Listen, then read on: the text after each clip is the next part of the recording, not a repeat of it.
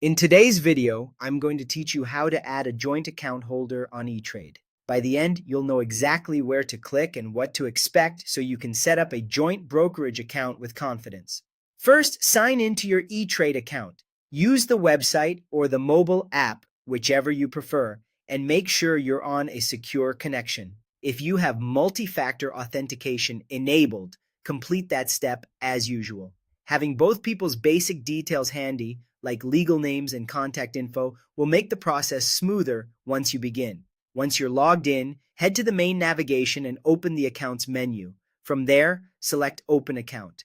This is where Etrade lets you create new accounts, including joint ones. If you don't immediately see Open Account, look for options like Open a New Account or check the site's search bar for Open Account.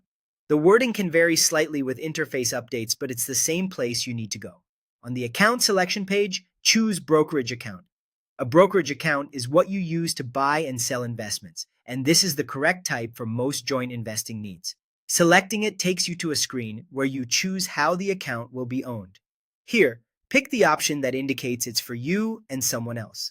This tells Etrade you want a joint account, not an individual one. Choosing this option prepares the application for joint ownership so both people can be added properly. After you make that selection, follow the on-screen prompts. While the exact fields can change over time, it's common to be asked for personal details for both account holders, along with financial background and acknowledgements. Enter everything accurately and make sure names match government IDs. It's a good idea to pause and review your entries before continuing, since joint accounts affect both parties equally. If you can't find a particular screen or a label looks different, use the site's help tool or chat support to guide you to accounts, then open account, then brokerage account, and finally the option for you and someone else. Those are the key choices that lead to the joint application flow. When you're done, carefully review any disclosures and the account setup summary before submitting.